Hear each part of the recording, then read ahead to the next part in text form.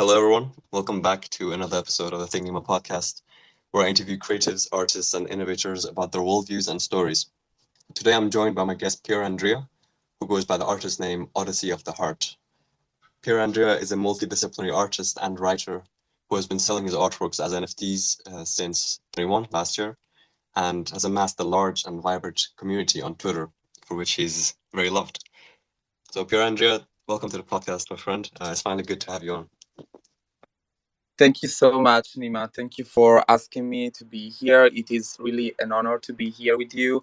And I really love what you're doing here with your podcast for the whole community. And truly, I'm feeling so grateful for being here today. Thank you. And likewise, the feeling is mutual. Um, so I wanted to start at the roots of your creativity. I wanted to ask, when did you first recognize your creative spark and that you had something that you could create with? I think that somehow I've always been a very creative child. I loved spending hours and hours drawing, making sculptures in different materials, like with cardboards, model, etc. And there were various moments in my life in which I discovered new passions and be driven by the interest, and also maybe the quite a spasmodic desire to express myself in various forms. I still remember the sensations I felt the first time I held a camera and took a photograph, or when I hold a brush and paint for the first time. Um, I think that there is some kind of magic within creating something that directly translate your inner thoughts to your vision. Hmm. Yeah, no, that's beautiful. And was it always easy for you to express? Did it come quite naturally to you? Oh yeah, yes and no. This can get quite tricky in a sense that yes, um, artistic expression has always been fundamental for me, and I was lucky enough to grow up in an environment that has supported me um, to all my tendencies to experiment in the creative field. I certainly have been very privileged for this, but on the other hand, I think that dealing with my homosexuality at a very young age in an extremely Catholic family has brought various doubts and problems in my youth. It has certainly changed the way I approach freedom of expression. It took me so many years of acceptance and even inner struggle to return to feel free and release those chains that did not allow me, in a way, to be myself 100%. But I think that this path to date has led me to a very great freedom now, and if we can say so. And I would not change that for anything in the world.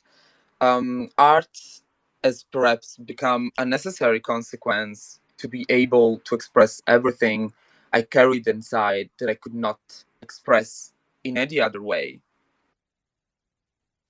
Yeah, that's deep and that's very beautiful. I guess it can become sort of our escape out of whatever we're dealing with or our way of processing things.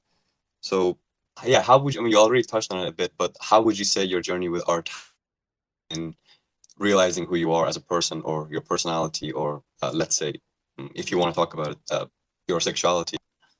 Yes, of course. I mean, Art has always been an expression of freedom for me, as I said, and that freedom that I could not feel growing up in this religious environment with the awareness of being who I was and who I am. Um, I do think that art was my response to the pain at a certain moment and to the suffering for all those years that I feel like I didn't have a voice.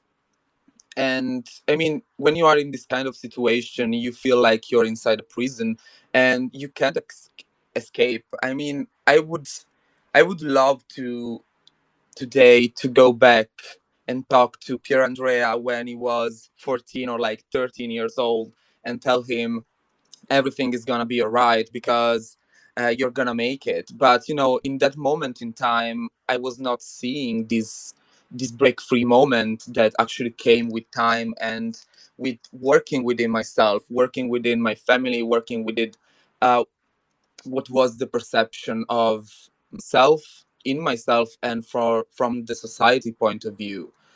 Um, so I think that somehow art was my answer to the pain I was carrying inside, and also to the wound of life itself. But at the same time, it was art that allowed me to realize where I really was and then free myself. The wound of life itself. That's a great phrase. I love that. Um, but yeah, no, it's a beautiful process how that happens. How the more stuff you go through, whether it's personal struggles or whatever situations, the more it can also come out the other side, which is expansion and expression and beauty. So yeah, I definitely see that in your journey, and thank you for sharing it. Um, you seem to have many outlets of expression, like you're multidisciplinary. You paint, you do 3D, you do collage, you do sculpture. You said before, and photography. Um, what would you say is your trick to having so many outlets of expression? Like, why do you do so many different ones as opposed to just one? Oh yeah, thank you very much. And I think this is another tricky question somehow because having different ways to express what I have inside is a dialectical way of dialogue between me and my needs. Um, Sometimes there are feelings, emotions, and images that simply come to my mind for what they are. And some expressive media work better than others to convey them. For example, if I think about one of my collection departures, I could have like that collection could never have been anything different from what it is. A photographic collection created between 2017 and 2021 that contains many moments of my life, and this means of expression, like photography, was definitely the ideal one to represent the sense of nostalgia and rebirth that I was living in that moment of my life. And also, I think that water, the sea, the coast, could somehow generate an emotional metaphor. Mm, it is clear that this can get very chaotic in my head sometimes. I mean, moving from 3D sculpturing, photo manipulation, architecture design, photography, traditional painting, and wherever can get confusing. But I have to say that I could not do any differently than this. I mean, I wish I had time to improve my skills in all these areas. I wouldn't want to leave anything behind. But as you can see, like, time is always my greatest enemy regarding this topic. But despite all of this, I believe that I will never change. I will continue to experiment, discover, research way and forms of expression that I will consider more ideal and suitable in that moment in time for what I want to say with my art. Um, so I could say that, in conclusion, having all these wide range of ways of expression makes me more free. If that makes sense to you. Yeah, it totally makes sense. I mean, yeah, the more options you have, the better, I guess. Like the more tools you have for expressing yourself, the more ideas you're going to be able to express naturally. So, yeah, no, kudos to you for that. I hope it keeps on going this way. How would you describe your aesthetic? Like, if someone asked, do you think you have a particular aesthetic? 'Cause I think you do, but I would like to say, I'd like to hear how you describe it. Yeah, okay. I love this question actually. So, I think I would describe my aesthetic as a dreamy like world where water is always present as a form of life and peace. And I mean, my aesthetic starts from a research related to emotions. Um, I think it was the themes that I wanted to express and the emotion that I enclosed in my works that led me over time to develop a more precise and clear, and I think also coherent aesthetic. Um, I mean, I've experienced a lot before I found what I think it is now my fundamental aesthetic, but it was all necessary to come to the place where I know now that there are some themes that I recall in all my works very clearly.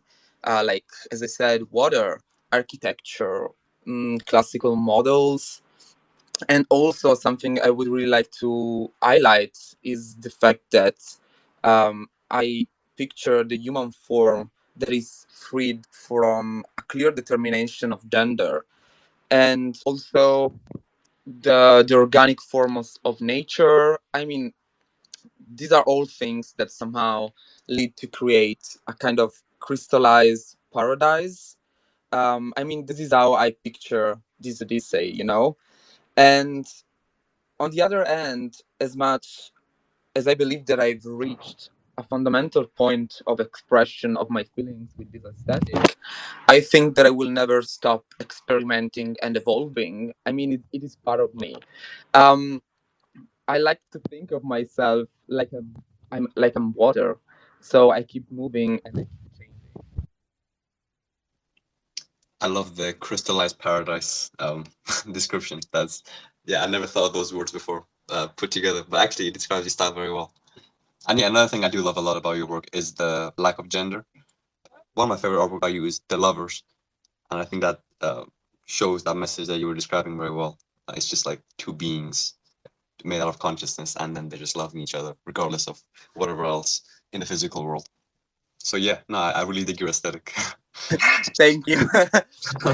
uh, mm, I really like to talk about this because I do think it's quite important in the society we live nowadays.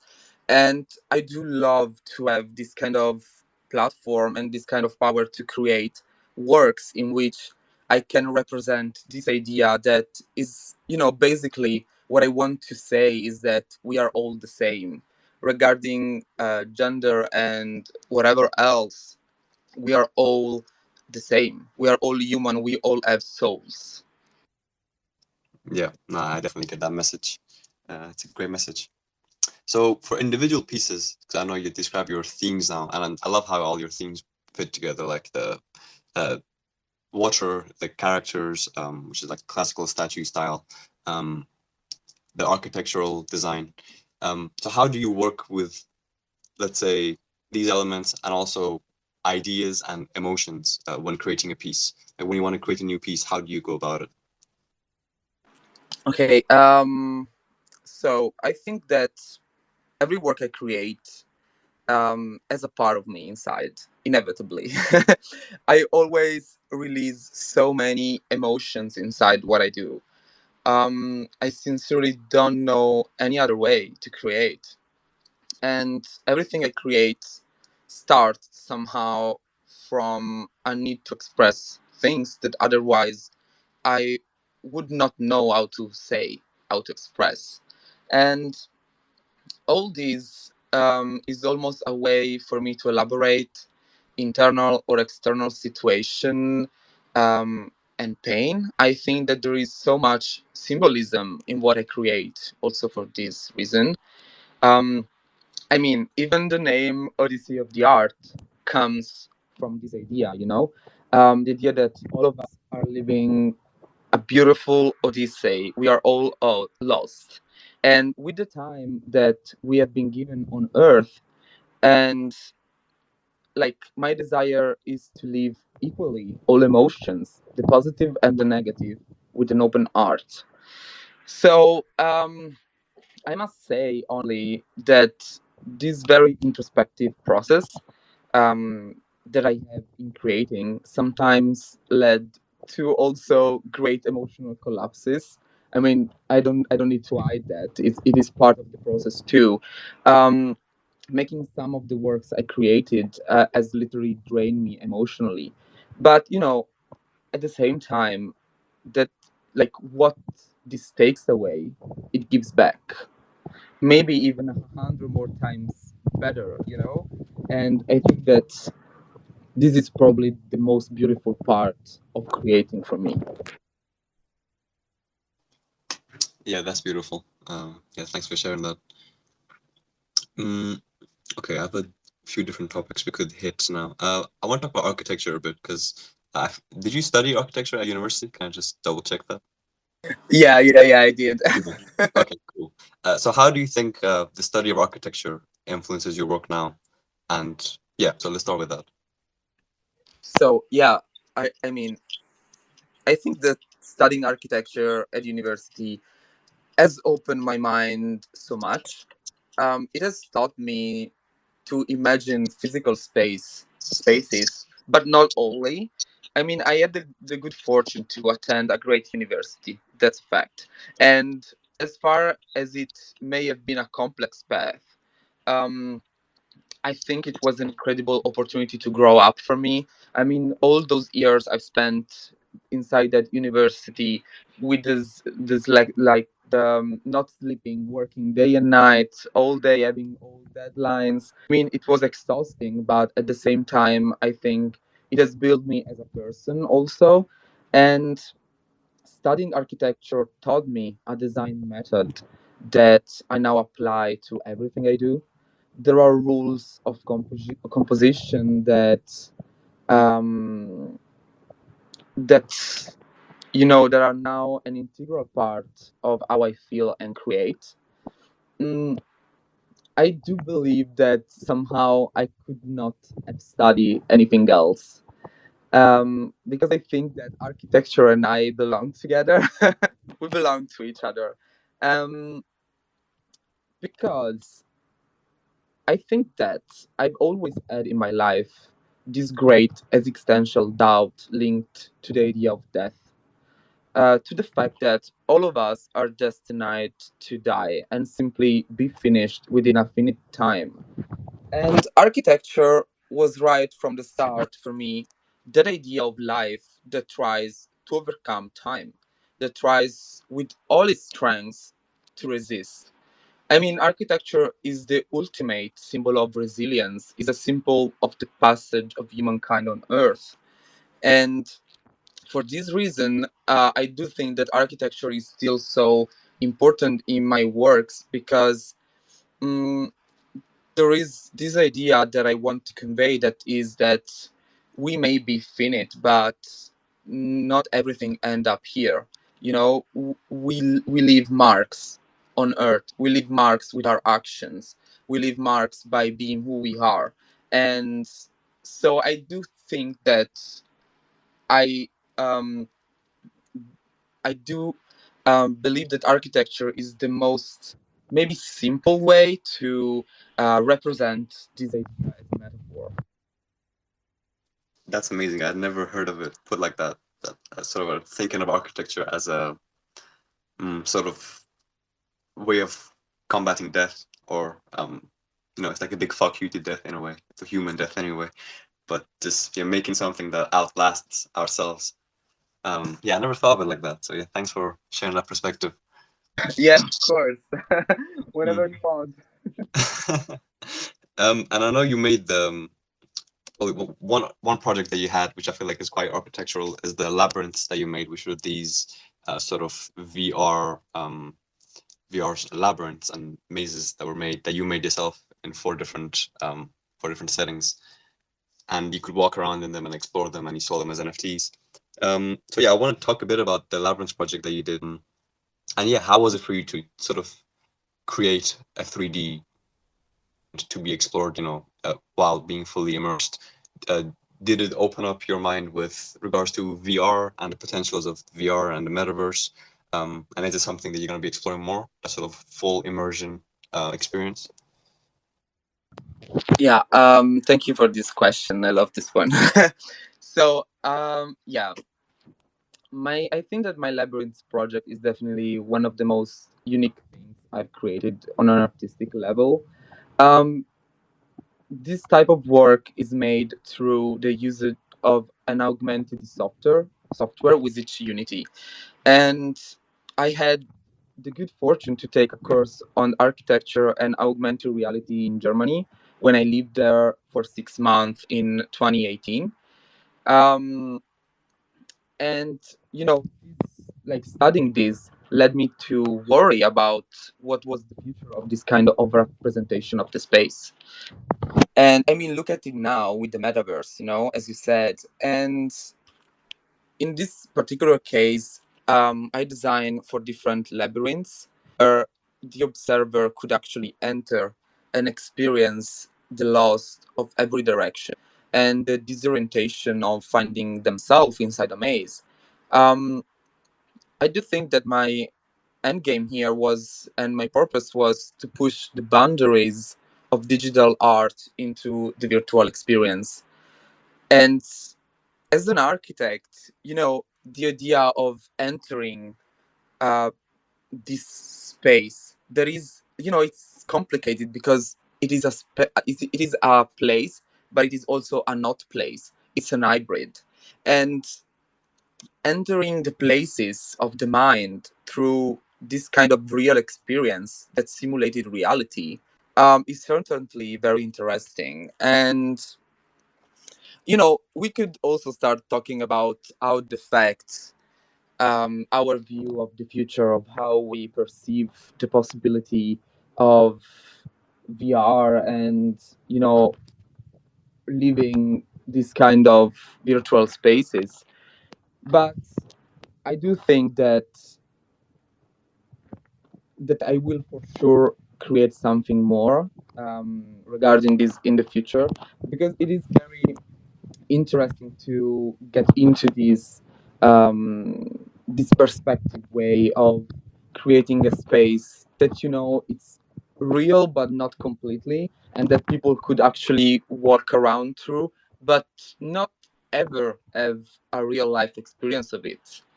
And I might have already had some ideas, but no spoilers. I'm looking forward to seeing what you have. Yeah, very much looking forward to that. By the way, Pierre, just a little thing. Your microphone sometimes like gets a bit louder and quieter. Just wondering if you can keep it in one place. See if that works. No worries if not. But yeah, just thought share. Oh But yeah, yeah, yeah, of course. I'm sorry. This is because I'm Italian, so I use my hand a lot, and I wave around. I feel it. I feel the gestures through the space. Um, but yeah, thanks for sharing about the labyrinths. Yeah, I think architectural design is going to play a bigger and bigger role in uh, well, the whole Web3 world and the whole artistic world. I personally didn't used to be, but now I'm seeing not only now that's coming to more digital spaces. I'm starting to see how you can break limits within architecture as well, since you can now have it digitally. So yeah, digital architecture is quite interesting, cool thing that's happening, and yeah, it's cool that you're involved in it. Um, so I want to talk a bit about. I mean, this is like a big buzzword that everyone uses now, but community. Just because I've witnessed your journey, because we sort of both joined the NFT space last year around the same time, around March or April, if I remember right, and I've gotten to witness your growth, especially on Twitter, and you've sort of blown up in your own way. And I know we used to joke about NFT being an NFT influencer, but you sort of you know you've got the you've got the following of one now, and you fit the role. So yeah, it's been great to see your journey, like to growing your community, sort of just within a year. um your Twitter's gone quite active, and you're doing, you obviously create a lot of art as well, and you're always pushing things. So yeah, I just want to talk about what's your journey been, community building, on Twitter and in general, and yeah, what would you have any tips about community building and anything else? Yeah. I mean, I've never had thought while doing my thing that I was actually building a community around me. This has been somehow a necessary consequence of my action. It is not that I was looking for a particular following or anything. When I actually started, as you said, like we started together last year and in March 2021, and I approached this space for the first time, I was just seeing an opportunity to express myself and to live out of my art. And eh, I mean, if I have to give an insight, probably the most important and the most real that I could give is always to be yourself, not to fall into patterns or trends that surround us necessarily. I mean, do your own thing, create your own path, and if it is not the most optimal one, try again. I mean, we have this extreme luck to be able to try again and again 1,000 times, and so never miss this opportunity to be who you feel you are and who you want to be. I mean, there are so many examples in the NFT space. Look around you. This is fundamental. Study. There are like have the patience to look at the path of others, not to compare to your own, but to understand what are the strategies that people applies to their work and how this works. Study and then apply what you've learned on your own pace, like to create your own journey. Also, I would like to say, don't make decision out of FOMO. It won't get you anywhere.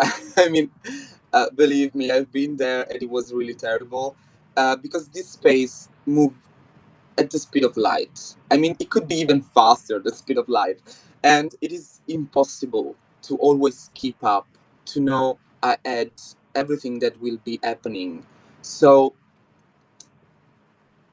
just find your right balance, because I mean, I'm not an expert, but mental health is too important, and your health is too important. So you have to take care of yourself, and you are the only one who do that. So because of this, like, time is and always will be our most important resource and asset.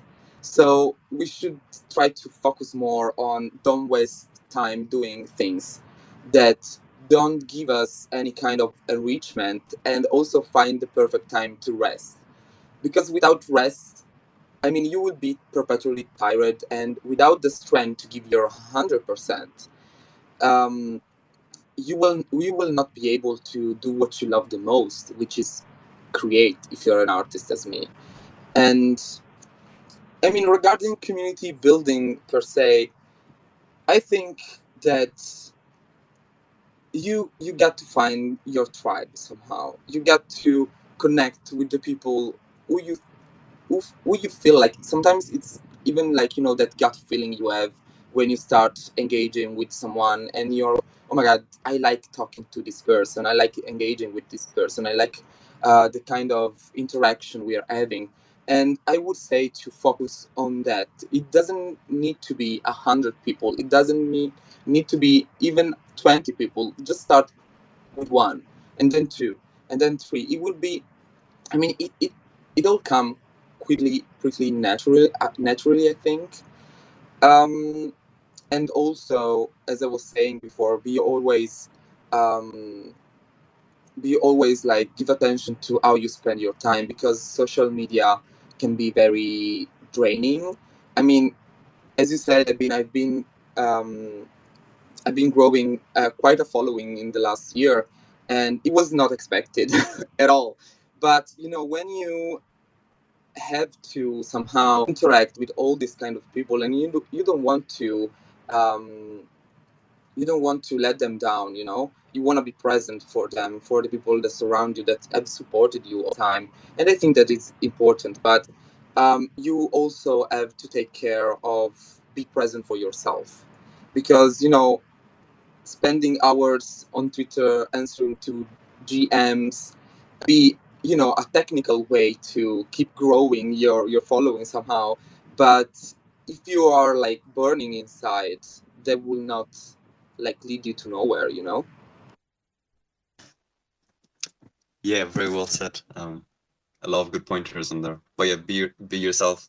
Find the methods that work. Apply them as you want to apply them. Don't feel obliged to have to do everything. And yeah, the mental health is super important, like breaks. Because yeah, I feel like, I mean, in the NFT community, there's a lot of focus on marketing and growing a community. But as artists, like if you're an artist at your core, then you would much rather just be creating, of course. And I guess it's find the balance between creating and marketing and not getting lost in the whole marketing and to the point where you're not creating. So yeah, I feel like you've done the balance well because you're still creating a lot of artworks, but still community's growing. Um, so yeah, a lot of things to consider. I Um, mean, go on. yeah. I mean, yeah. I think that I found some kind of balance right now, but it was definitely not an easy task to do. Because at the beginning, of course, as I said, because of the FOMO, because of always be wanted to be present for the community, for others, because this like feeling that something was always happening and I was missing it out, led me to spend entire days on Twitter. And it was like at a certain moment when I was like, I realized that I was not doing this anymore because I wanted to, uh, like, showing what I want, my feelings, my art, that I stepped back and I was like, okay, it's time to reorganize and understand what are your priorities. And in that moment, it was really clear what were my priorities, and I wanted to create. And so that was like come to Jesus moment for me, and like I realized that it was more important to have a balance between creating and marketing and spending time with the community. And of course, it is not always easy. I mean, there are still today some days where maybe I do tweet something that get a little bit viral, let's say. And so I want to answer to all of the people that engage with that tweet, but at the same time, I want to keep on working and keep on creating because I have 100 idea and 100 sketch that I want to visualize in 3D. Um, but yeah, I think that the most important things, like, do not feel like you're losing time while you're doing both of these things, because they are both fundamental. And also, um, like, my suggestion would be to find your own balance. I mean, my balance could not could be different from yours, or for Naeem's, or from Voyin's. I mean, we are all different. We all have different needs, and I think it is important to follow those needs too. Definitely, definitely. I think yeah, you're speaking a lot of truth there. I've had to find my own balance with it. And to be honest, most of the time recently, I'm not engaging too much anymore. Like in the past couple months, around last year, I used to engage a lot more, but I found that I was getting lost in the engagement and neglecting my art.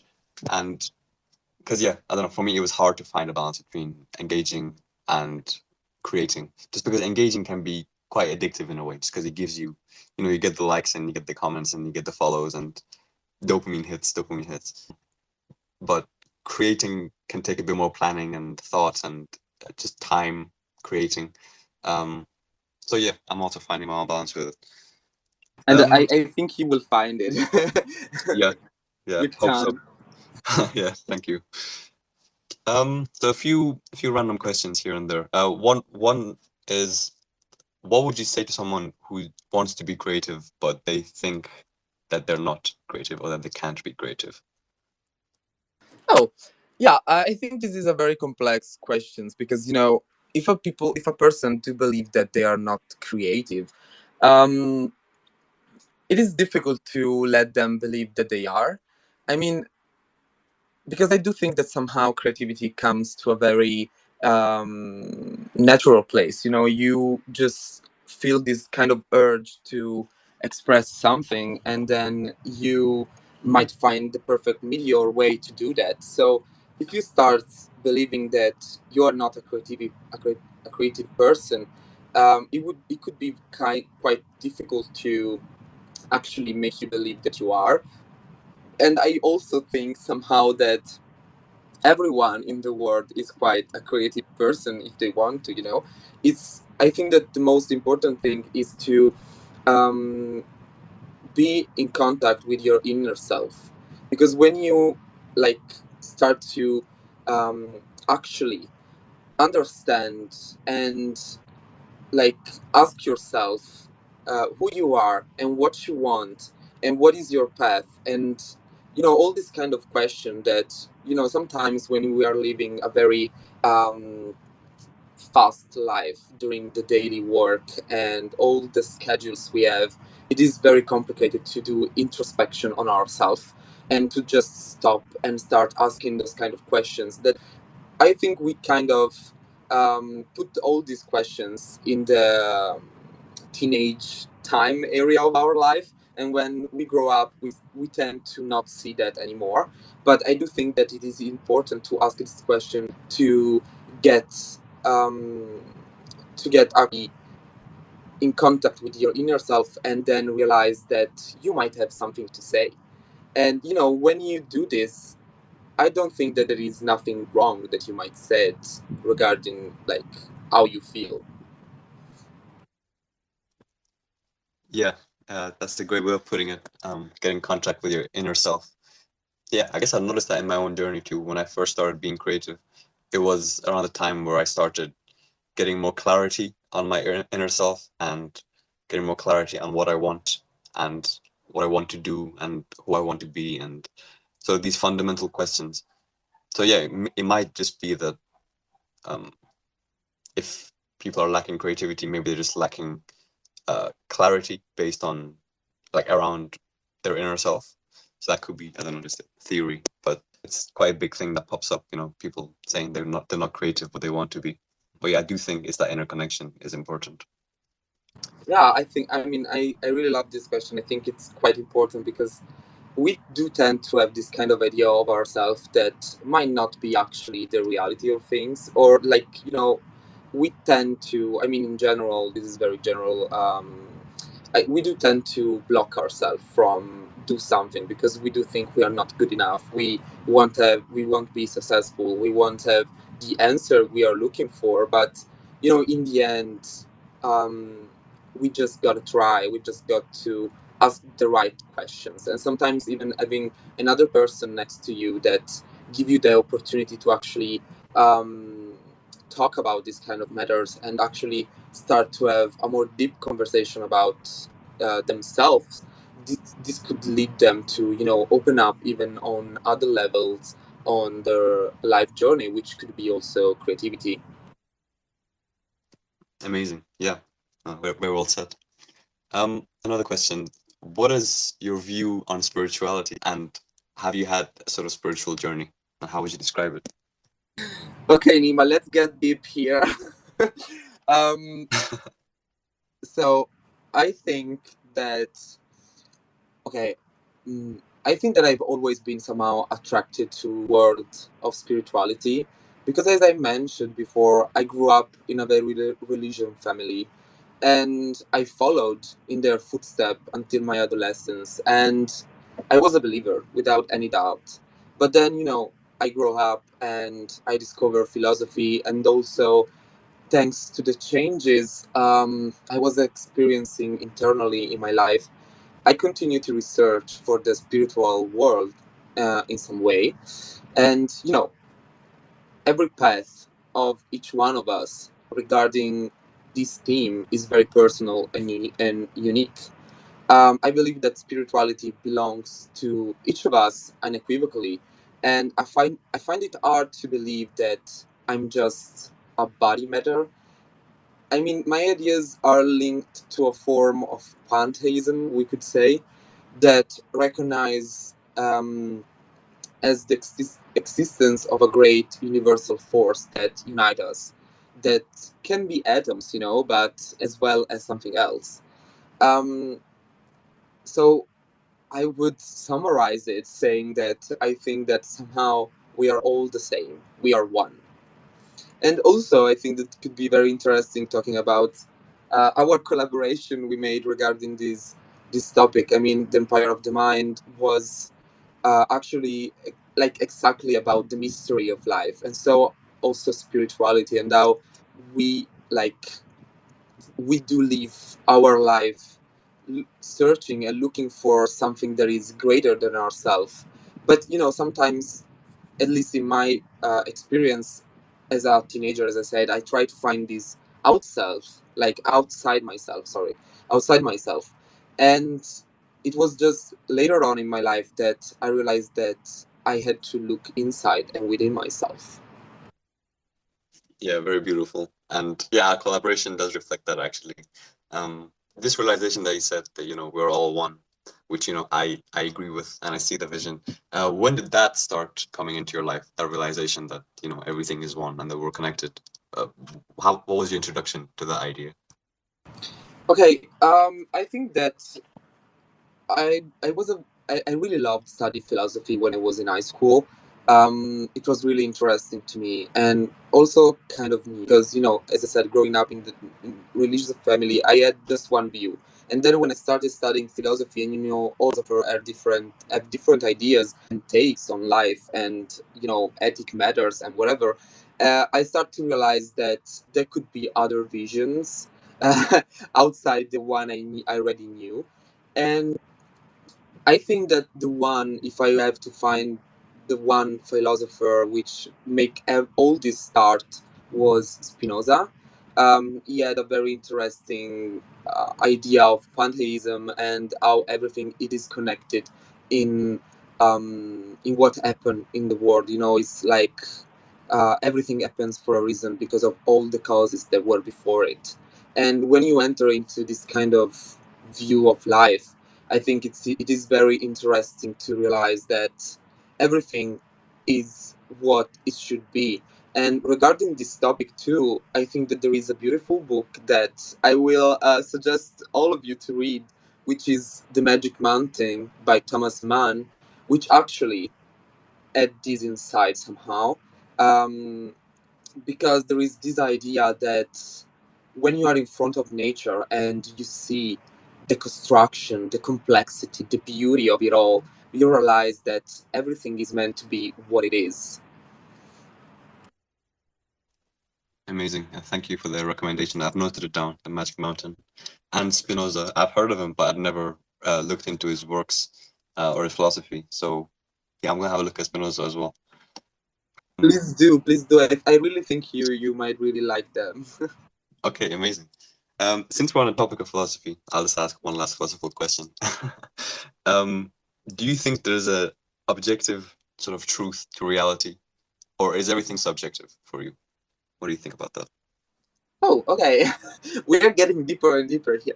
So I think it is very complex to have an object like believe that there is an objective. I mean, of course, there is some kind of objective reality, but it is too difficult to see it because we are contingency. We are finite. Like it is, it is so complex to get out of your system of how humans work, like our brain works, our emotion works, and how we filter everything that surrounds us, and how we make the reality that surrounds us what we want to see, what we want to take from that particular moment, or from particular action that happened in that particular time. So I do think that there is somehow some kind of objective reality, but I also think that it is quite utopian, the idea to actually experience it, because we will always somehow will be influenced by our subjectivity. Yeah, no, I share the same vision. Personally, everything is subjective, but then there must be an objective, something universally. So yeah, it's just we're between both of them, I guess, right in the middle. Last question I have for you here is a question that I've asked all my guests now, I think. But what is your definition of success? Oh, I mean, I do think that success come within ourselves. I think that for us, as we just said, as like we do perceive everything subjective. Um, Also, like being successful is something that comes from our idea of success. So for everyone and every each one of us, I do think it's quite different. And I mean, I don't actually probably know what is success for me at this point, because I think that success would be just to be free to do what I want with my life and never have to worry about, um, economically problems, or just, just do what I love, that is creating art, and be surrounded by people that I love, that I want to share my life with, and at the same time having to, um, have the opportunity to live this kind of life, because I think that it is probably a quite privileged life. And so, I mean, the idea of success, and I mean, for me to be successful would be actually this, to also somehow, probably, like, coming back to what I've said before, somehow being architecture myself, and so probably leave last marks on earth that will be here even when I won't be anymore. And these kind of marks do not need to be um, something physical, do not need to be my legacy of art or whatever. I mean, my would be probably to have touched other souls, to have entered other lives, and for have those people to remember me by, with probably just a smile when they think about me. Well, you're already leaving those marks, Pure. I'll let you know. Oh And my it's a very god! Thank you. and it's a very beautiful vision that you have for success.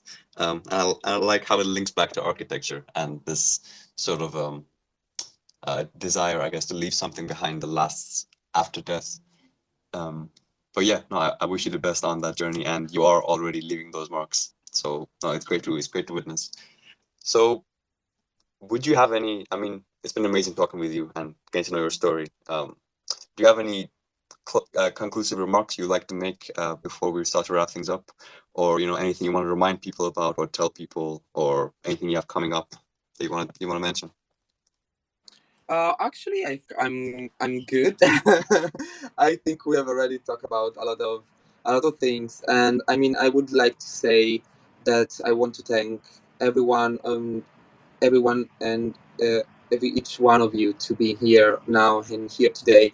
And I would have not been in the place I am today emotionally, and without all the support and the love I've received in the last year, by all of you, by all the community, by all the people that have told me, like, go on, you're gonna make it. Even in those moments when I was like, no, I'm not good enough. No, I won't be the one person I want to be. No, you won't make it. And it is still, of course, a journey, but to if I could look back and talk to Pier Andrea 2 years ago, in that moment of in life when I was really lost and I could not see any kind of outcome in my life, I would go to him and say, keep on doing what you love doing, keep being what you want to be and who you are, because that will take you places, and keep believing, because you're gonna experience incredible things. Incredible. Thank you for sharing that message. I hope it resonates with someone. I'm sure it will. And yeah, again, it's been wonderful talking with you and getting to know your story a bit more. I wish you the best of success. I'm sure everything is coming already for you. I don't need to wish anything, but I wish you the best for everything you have coming up.